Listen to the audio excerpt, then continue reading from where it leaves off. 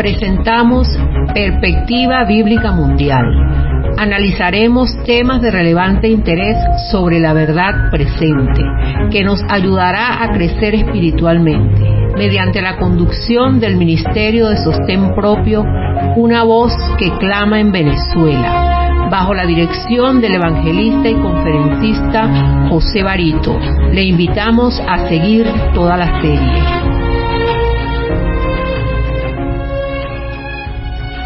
Un saludo muy cordial a toda la audiencia. Me da mucho gusto dirigirme a través de este medio a todos ustedes. De antemano, expresar inicialmente mi agradecimiento a Dios y seguidamente a usted por su tiempo e interés en este mensaje. Nuestro objetivo viene enfocado con dar a conocer el tema que lleva por título ¿Qué haría usted si descubre que es un antinomianista? Ok. Se define como antinomianismo la corriente que reclama la inobservancia de la ley de Dios para los cristianos, apelando a la gracia divina para la salvación sin necesidad de atender los mandamientos de Dios. Es decir, toda iglesia, congregación, culto, denominación o persona natural, individual, independiente que sea, que incurre en esta disciplina, se considera un antinomianista. Repito, un antinomianismo es la corriente que reclama la inobservancia de la ley de Dios, dice que ya no es válida para los cristianos, apelando exclusivamente a la gracia divina para la salvación sin necesidad de atender esos mandamientos. Eso es lo que significa el antinomianismo.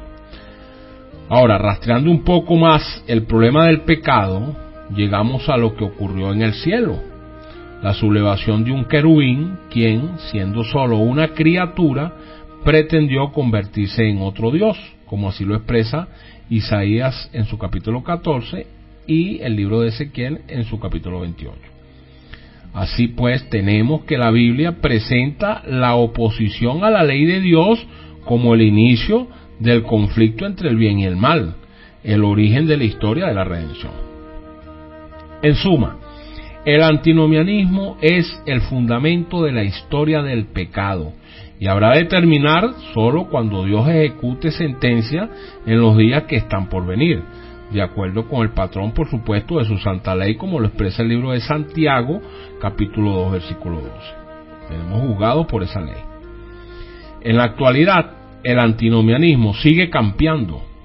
Es desafortunadamente una situación crítica eso, pero hay que decirlo, sigue campeando el antinomianismo en la actualidad, siendo el principal problema no solo por parte de los incrédulos, que no sienten obligación alguna hacia Dios, sino principalmente por parte de todas esas iglesias cristianas en su gran mayoría, que públicamente han manifestado su absoluta independencia de la ley de Dios, y han condenado a quienes pretenden obedecerla, que eso es lo otro también grave, ¿no? El antinomianismo moderno ha esgrimido diferentes argumentos para combatir la vigencia de la ley de Dios, y en especial el reposo del séptimo día, que es el día sábado. En realidad, pues el sábado fue creado antes de que existiera un solo judío. Así lo expresa el libro de Génesis, capítulo 2, del 1 al 2. Eso no vino con la entrega allá en el Sinaí, en el libro de Hechos. Eso vino en Génesis, en los inicios. Por lo tanto, el séptimo día no puede ser el sábado de Israel. En cambio, Moisés declara que es el sábado de Jehová, como lo expresa Éxodo capítulo 16, 25. Jehová mismo lo llama mi día santo, glorioso de Jehová. Isaías 58, 13 lo expresa de esa manera. Toda la Biblia nunca se le ha llamado sábado de Israel, lo que demuestra la falta de fundamento bíblico desde el punto de vista de gente que lo llaman de esta manera para hacerlo de una manera despectiva, ¿no? Ese es el sábado de los judíos, ese es el sábado de Israel, negativo. La Biblia no habla de eso. Para ser precisos, el genuino pueblo de Dios guarda el sábado porque el Señor así lo ha ordenado. Aquí no hay que buscarle 5 patas al gato porque no las tiene. El reposo del séptimo día fue instituido antes de que entrara el pecado en la humanidad. Así lo expresa el libro de Génesis capítulo 2 del 1 al 3. En cambio, el año séptimo y el año del jubileo así como otros sábados que no coincidían con el séptimo día, como lo expresa Levíticos 23, del 34 al 38, fueron dados siglos después de que entró el pecado y a causa del pecado, como lo expresa Levítico 23, versículo 19, y el libro de Ezequiel, capítulo 45, versículo 25. Siendo estos sábados reposos adicionales e instituidos a propósito del pecado, quedan entonces abolidos con la muerte de Cristo. Eso fue lo que pasó. Pablo dice que esos sábados eran sombra de Cristo, allá en Colosenses capítulo 2, 16 y 17, puesto que el sábado semanal fue introducido independientemente de la entrada del pecado y antes del pecado. En consecuencia, el séptimo día no podía ser una sombra del sacrificio de Cristo. Antes bien, la Biblia es clara al explicar que es un memorial de la creación, como lo expresa Éxodo del capítulo 20, del 8 al 11, cuarto mandamiento, pues. Otro ejemplo que usan como excusa los antinomianistas para no obedecer la ley de Dios es cuando dicen que Cristo resumió la ley en dos grandes mandamientos: amar a Dios sobre todas las cosas y amar al prójimo como a ti mismo. Y que por ello, esto da risa, ¿no? Y que por ello la ley llegó a su fin. Cónchale, hermano, qué tremendo. Estamos completamente de acuerdo con que el amor es el primer mandamiento, es verdad. Si no hay amor no puede haber otra cosa. El caso es que para el pueblo de Dios la ley es una manera apropiada de demostrarle amor a Dios y al prójimo, pues Jesús enseñó: de estos dos mandamientos depende toda la ley y los profetas. Mateo 22:40. Desde luego, alguien que ame de verdad a su prójimo no lo ofenderá ni robándolo, ni levantándole falsos testimonios, ni asesinándolo, ni codiciando sus bienes. Este mismo principio se aplica a los primeros 4 mandamientos también del Decálogo. Si seguimos el razonamiento de Pablo, pues habríamos de decir también que no tendremos dioses ajenos, no nos haremos imágenes, no tomaremos el nombre de nuestro Dios en vano, y por supuesto también nos acordaremos del sábado para santificarlo. En esta sentencia se resumen: amarás a Dios sobre todas las cosas. Sin duda alguna que la Biblia habla sobre el modo en que debe vivir un hijo de Dios. ¿Cómo es? Teme a Dios y guarda sus mandamientos, porque esto es el todo del hombre. Eso lo dice Eclesiastés capítulo 12, versículo 13. Ahora, cabe la siguiente pregunta: ¿pretende alguien ser hijo de Dios sin guardar sus mandamientos? Es una pregunta. Debe entonces considerarse lo siguiente: el que dice yo le conozco, pero no guarda sus mandamientos, el tal es mentiroso y la verdad no está en él. Primera de Juan capítulo 2, versículo 4. Miren, pretender que Cristo enseñó una ley diferente al ordenar amar a Dios sobre todas las cosas y al prójimo como a uno mismo es un error y una manipulación. Jesús en realidad solo estaba citando la ley de Dios allá que Dios había dado desde el mismo corazón del Antiguo Testamento, cuando en Deuteronomio 6, estamos hablando de Deuteronomio capítulo 6, versículo 5, él dijo lo siguiente: amarás a Jehová tu Dios de todo tu corazón, de toda tu alma y con toda tu fuerza. Él lo dijo allá. Y también en Levítico dijo 19:18: no te vengarás ni guardarás rencor a los hijos de tu pueblo, sino amarás a tu prójimo como a ti mismo. Ahí lo tienen. Miren, todo lo que se escribió en el Nuevo Testamento es una ratificación de lo que dijeron los patriarcas en el Antiguo Testamento y los profetas. Y por supuesto todo lo que dijeron los patriarcas, los profetas y los apóstoles en el Nuevo Testamento son una ratificación de esos 4 hermosos libros que dejó Moisés, que son la ley de Dios, en ello la Torá, como le dicen los judíos, pero ahí está contenido en el centro de toda esa Torá la ley moral, que son los 10 mandamientos. Entonces, ¿qué hicieron los patriarcas? ¿Qué hicieron los profetas? ¿Qué hicieron los apóstoles? Ratificar todo lo que estaba dado allá. ¿O es que usted usted va a creer que eso es lo contrario? No puede ser, apreciado, que usted siga luchando y golpeando en hierro frío. Miren, esto significa que Jesús ratifica la vigencia de la ley. De hecho, el mismo Jesús dio instrucciones precisas de su vigencia inquebrantable, indestructible y permanente. Pues el mismo Señor lo determinó cuando dijo: no piensen que he venido a abrogar la ley o los profetas. No he venido para abrogar. sino para cumplir, porque de cierto les digo que hasta que pasen el cielo y la tierra, ni una jota ni una tilde pasará de la ley hasta que todo se haya cumplido. Eso lo dijo el Señor en Mateo capítulo 5, 17 y 18. Entonces, el cielo y la tierra pasaron. Cristo vino por segunda vez, no ha venido. Entonces, ¿cómo es que ahora la ley no vale? Jesús le dijo: ¿por qué me llamas bueno? Ninguno es bueno sino uno, Dios. Mas si quieres entrar en la vida, guarda los mandamientos. Capítulo 19, versículo 17 de Mateo. También dijo Juan en el capítulo 14, versículo 15: si me amáis, guardad mis mandamientos. También los antinomianistas reclaman que si la ley está vigente, entonces ¿por qué no practican la circuncisión? Siendo que esta es uno de los mandamientos claros de la ley. ¿Por qué el uno sí, el otro no? Se fijan que esta gente siempre buscando un atajo. Miren, el asunto es que todo abrogacionista, el que busca de abrogar la ley, le cuesta entender que el día de reposo genuino de Dios es el sábado, y que ese día sábado fue santificado no solo antes de la ley de Moisés allá en el Sinaí, sino antes de la entrada del pecado. La circuncisión, en cambio, entró al menos unos 2000 años después del pecado, y eso da referencias al libro de Génesis capítulo 21 versículo 4. Como bien lo dice la Biblia, la circuncisión dejó de tener validez con la muerte de Cristo, como lo dijo Gálatas 5:6. En cambio, la ley de Dios, los mandamientos, el decálogo, es válida aún. Pablo lo dice de la siguiente manera: la circuncisión nada es, y la incircuncisión nada es, sino el guardar los mandamientos de Dios. ¿Se fijan? Primera de Corintios, capítulo 7, versículo 19. Entonces, preguntamos, ¿nos autoriza Pablo a desobedecer los mandamientos? De ninguna manera, no lo hace. Al contrario, es enfático cuando nos dice que lo que realmente importa es el guardar los mandamientos de Dios, mientras que la circuncisión ya no es necesaria. Gálatas 5, versículo del 2 al 3. Sigo insistiendo y repitiendo a los antinomianistas y abrogacionistas: no se encuentra en toda la Biblia la abrogación de ninguno de los mandamientos del decálogo.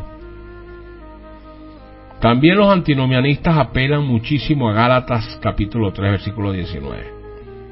Entonces, ¿para qué sirve la ley? Fue añadida a causa de las transgresiones. Vuelven otra vez esta gente.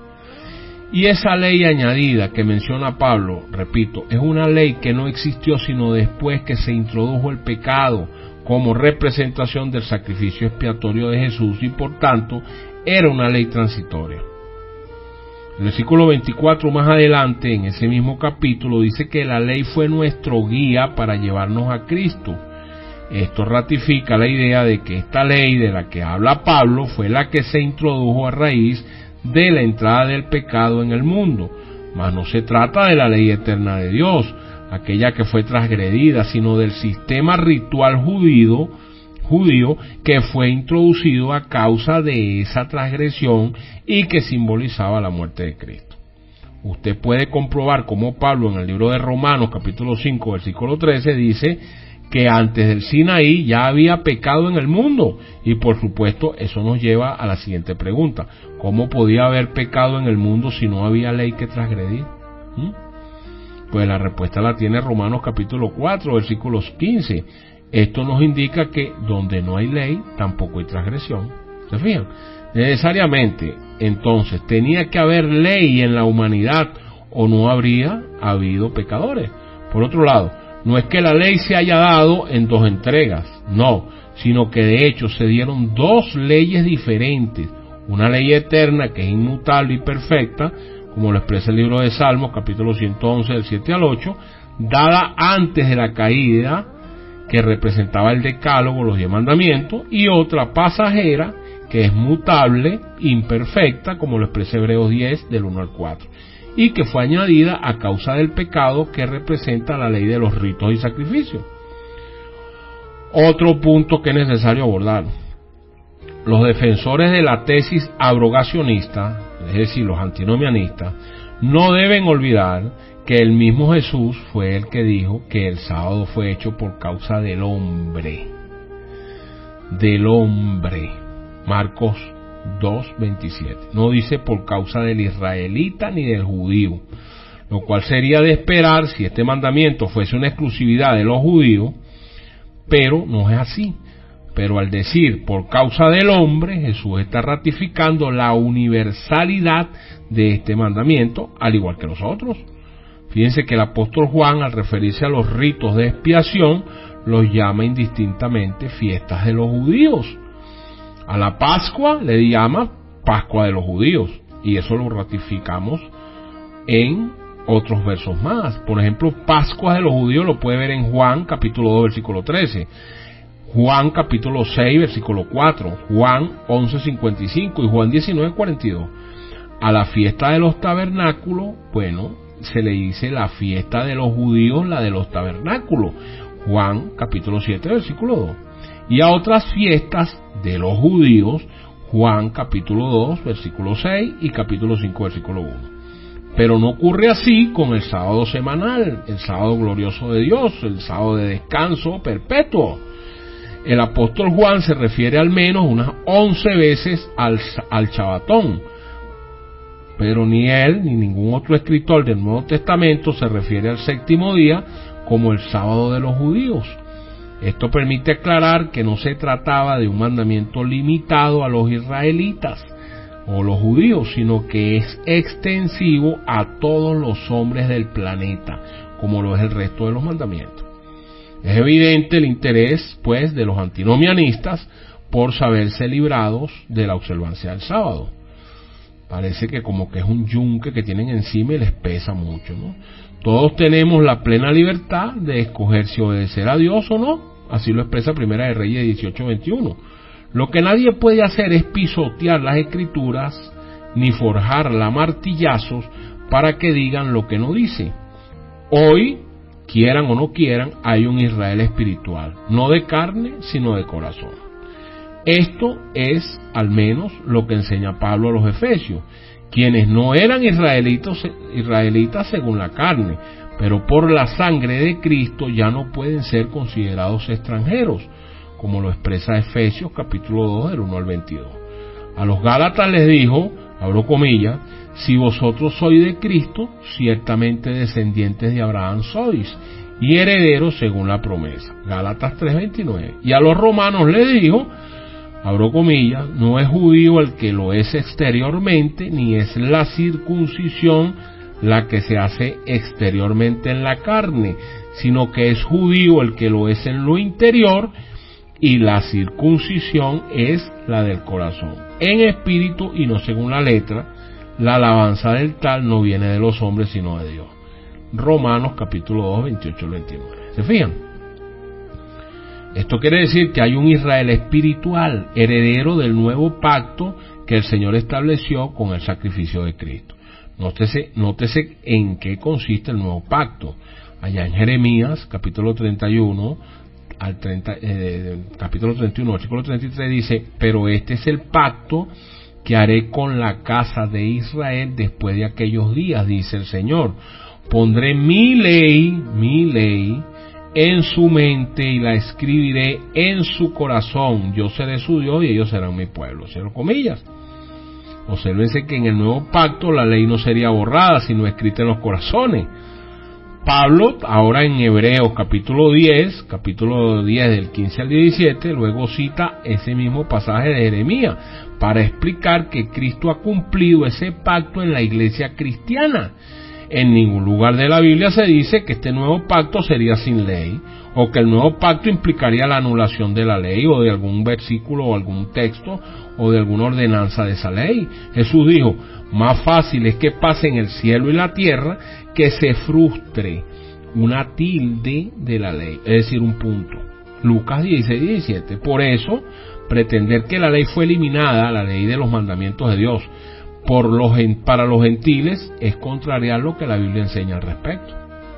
Otro de los casos que usan los antinomianistas para justificar su postura de ir en contra de la ley de Dios, la encontramos en Colosenses, ahorita lo nombramos, capítulo 2 del 16 al 17.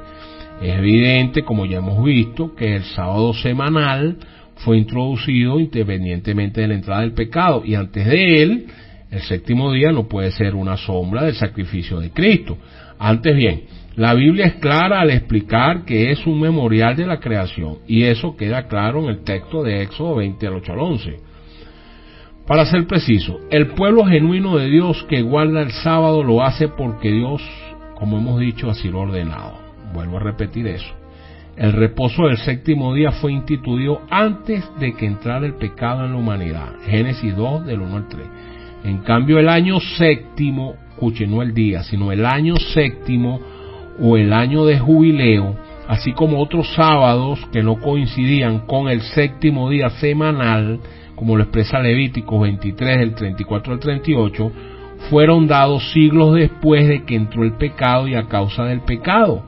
Levítico 23, 19 y Ezequiel 45, 25. Es indiscutible que el pasaje aludido allá en Colosenses 2, 14 al 17 no habla del sábado, sino de sábados. Eso es en plural, lo que marca una diferencia importantísima. Además, la frase cédula de los ritos, como lo expresa la Reina Valera 1909, se refiere precisamente a la ley ceremonial o ley ritual, que constaba de sacrificios, comidas y libaciones. La frase acta de los decretos, que en griego se escribe quirógrafón, no se refiere a las 2 tablas escritas por Dios, sino precisamente al documento o rollo manuscrito escrito por la mano de Moisés, como lo expresa Deuteronomio 31:24, donde eran las leyes rituales de ceremonias y sacrificios. Esa acta manuscrito, dice la Biblia, que nos era contraria porque fue creada, como dice el texto, como testimonio contra ustedes, es decir, nosotros, como lo dice Deuteronomio capítulo 31, 26, en la versión Dios habla hoy.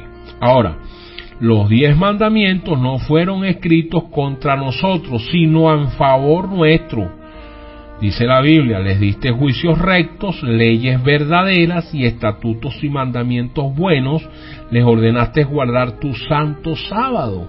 Nehemías 9, 13, 14. David canta lo siguiente: he amado tus mandamientos más que el oro y más que el oro muy puro.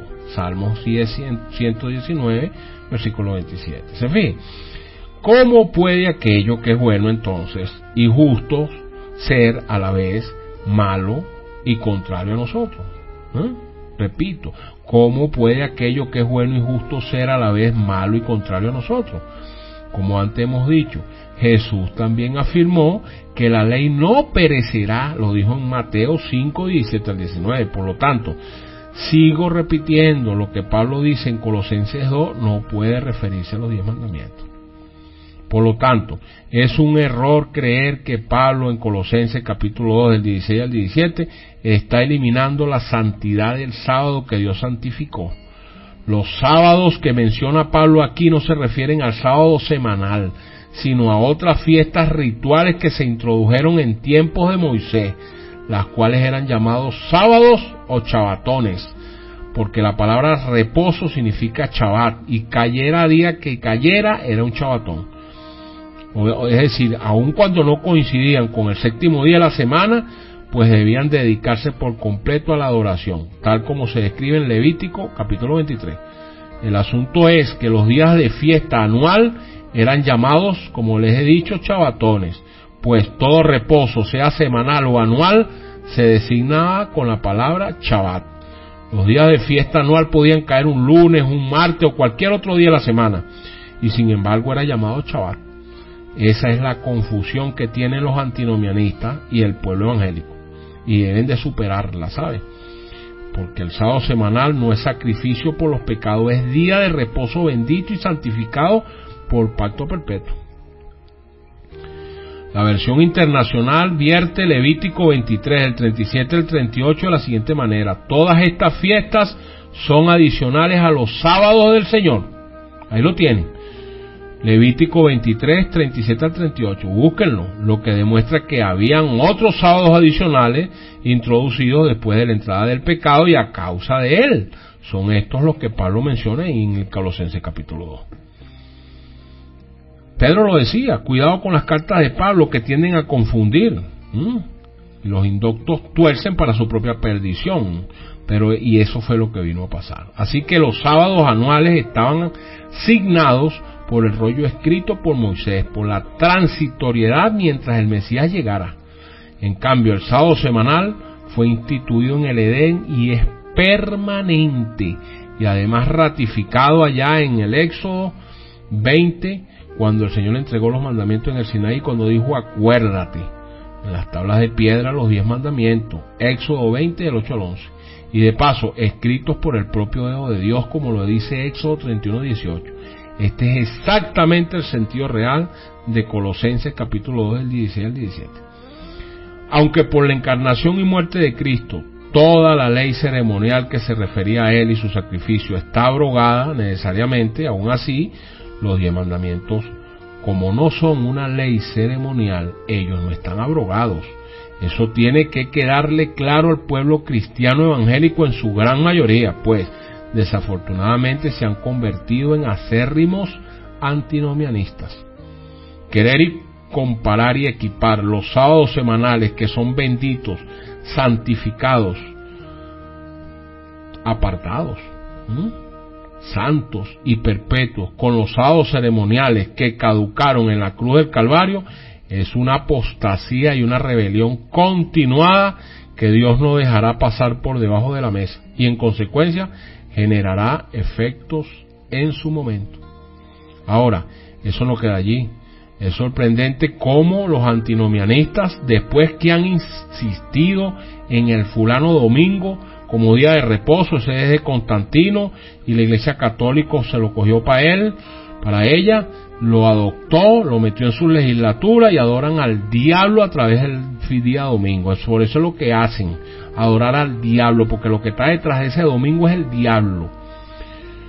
Cuando se ven frustrados por no poder justificar semejante barbaridad por su inconsistencia bíblica y arbitraria, salen con que todos los días son iguales, agarrándose sesgadamente de Romanos 14, del 5 al 6.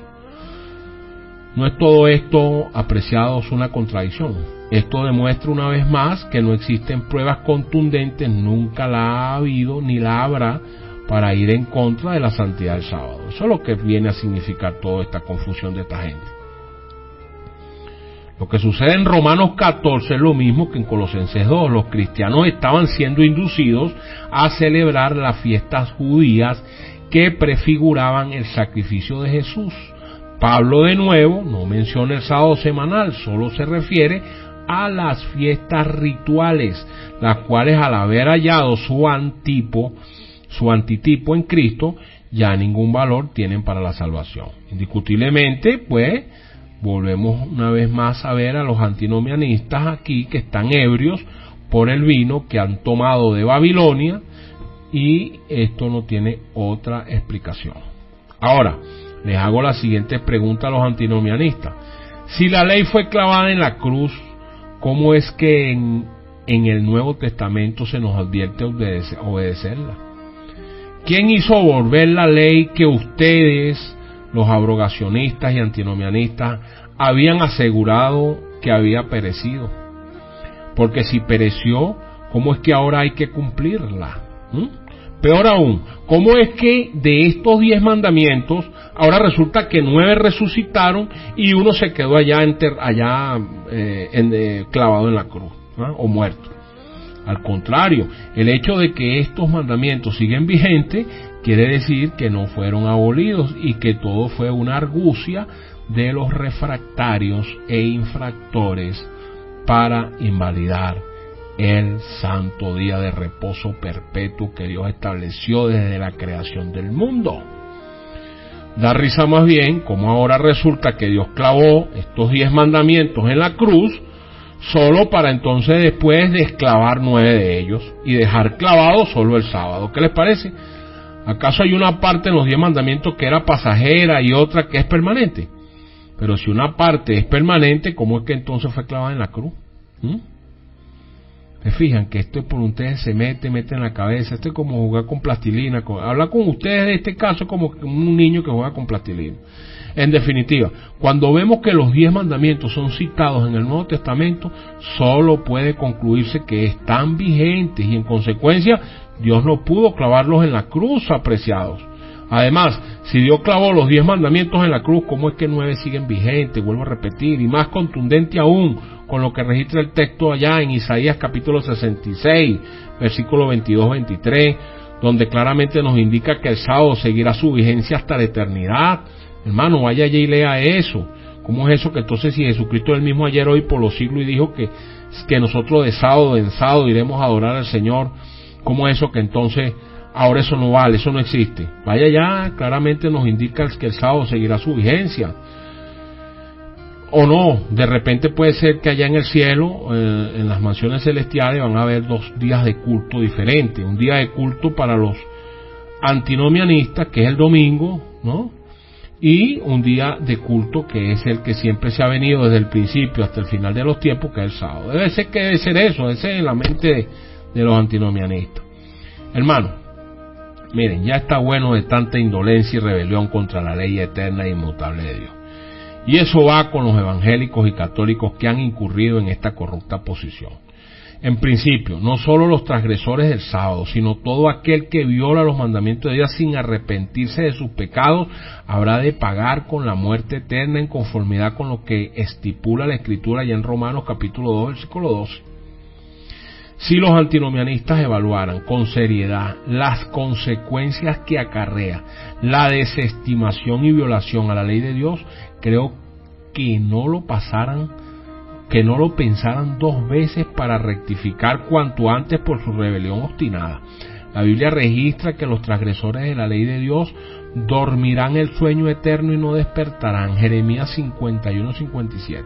Cuando estamos hablando no despertarán es en la primera resurrección. Y el que no despierta en la primera resurrección se quedó para la segunda, y al levantarlo en la segunda va para el laguito de fuego. ¿Oyó?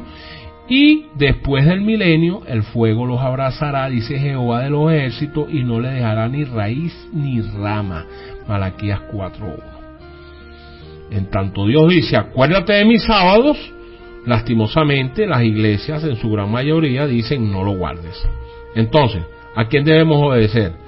Creo que un hombre o una mujer sincera debe actuar como lo que expresa la Escritura ya en Hechos capítulo 5, versículo 29. Es necesario obedecer a Dios antes que los hombres. En tal sentido, podemos concluir que como no hay manera de justificar con la Biblia el cambio del día de reposo ni la abrogación de alguna parte de los 10 mandamientos, pues los antinomianistas, tanto el papado romano como el protestantismo, no han tenido otra alternativa que declarar nula la ley de Dios. Quiero poner un punto aquí. Por lo menos el papado reconoce que ellos cambiaron ese día y que no hay un mandamiento en la Biblia que justifique que se pueda guardar el domingo, porque ellos tienen la autoridad para hacerlo. Eso por lo menos ellos osadamente lo han reconocido, pero los evangélicos no.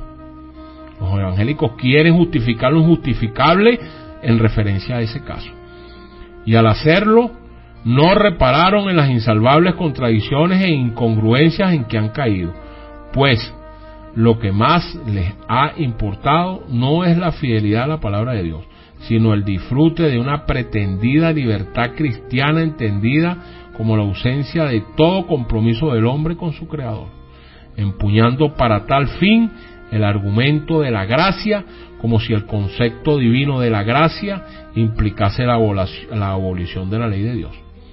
Así entonces pues es cuando viene a cumplirse en el protestantismo y el catolicismo lo que escribió el profeta Oseas capítulo 8 versículo 2, abro comillas: le escribí las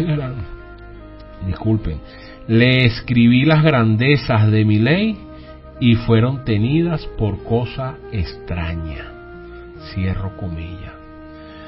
¿Se fijan? Si el protestantismo, que antes había resaltado la vigencia y perfección de la ley de Dios, hoy la considera una cosa extraña, como algo propio de los judíos y de los judaizantes, y no de los cristianos, como si la Biblia no dijera que los santos son aquellos que guardan los mandamientos de Dios y tienen el testimonio de Jesucristo, como lo expresa Apocalipsis 12:17.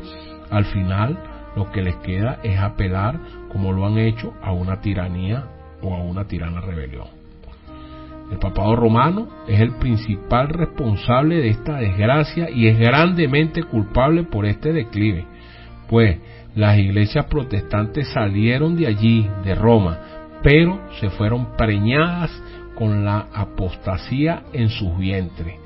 Se llevaron la observancia del domingo como día espurio de reposo y la doctrina de la inmortalidad del alma. Eso es una herencia de la doctrina católica, es decir, están borrachas por el vino suministrado por su madre, el catolicismo romano. Desde hace siglos, el papado romano se ha salido del patrón de justicia que se halla en el Decálogo, pero igualmente serio es lo que la mayoría de iglesias evangélicas le han hecho a la ley de Dios.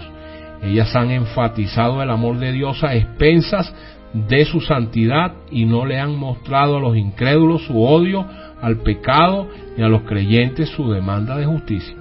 El resultado es que los pecados de la sociedad también se hallan en el seno de estas iglesias. La actitud de estos pastores contra la ley de Dios fue anunciada por el profeta ya en Jeremías capítulo 2 versículo 8. Los que tenían la ley no me conocieron, y los pastores se rebelaron contra mí, y los profetas profetizaron en nombre de Baal y anduvieron tras lo que no aprovecha. Cierro comillas. Ahí lo tienen. Los protestantes tuvieron la ley de Dios en su doctrina y habían combatido el antinomianismo, tal como lo demuestran los documentos y tratados protestantes de los siglos XVI, XVII, XVIII y XIX, pero al final prefirieron anularla, cuando consideraron que su libertad se veía amenazada por ella. El resultado de esto fue que los pastores dejaron de cumplir con el deber que les había sido encomendado. Abro comillas, porque los pastores se infatuaron y no buscaron a Jehová, por tanto no prosperaron y todo su ganado se esparció. Jeremías capítulo 10, 21. Al promover doctrinas que van contra la enseñanza bíblica, ¿qué oportunidades tiene el hombre de hallar la verdad? Muy pocas. Si consideramos que a aquellos que rechazan la verdad, la Biblia dice, Dios les envía un poder engañoso para que crean la mentira, a fin de que sean condenados todos los que no creyeron a la verdad, sino que se complacieron en la injusticia. Cierro comillas. Segunda de Tesalonicenses, capítulo 2, del 10 al 12. Las iglesias, en lugar de reaccionar favorablemente a la admonición divina, han persistido en su rebelión contra Dios. Lamentablemente, no se vislumbra ningún éxito en esta empresa. Cristo predijo esta ola de inmoralidad hace 2000 años.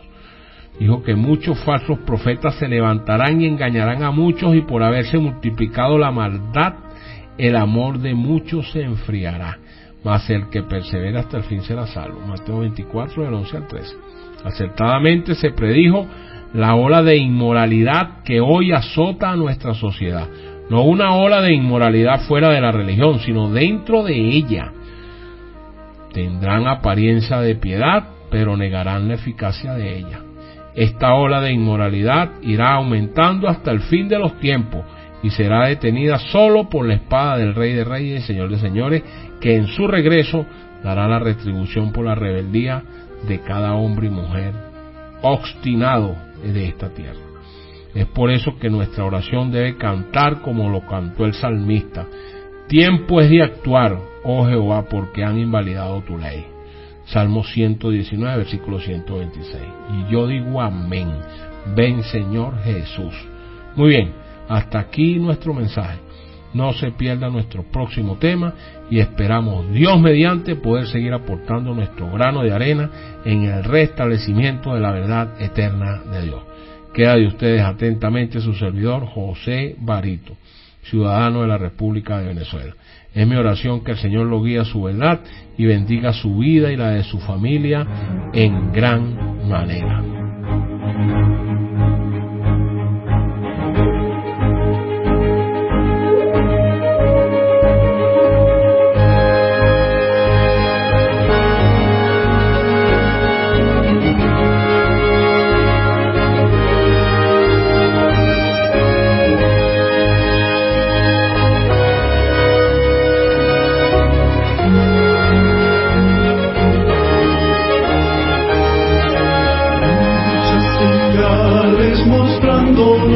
cantar.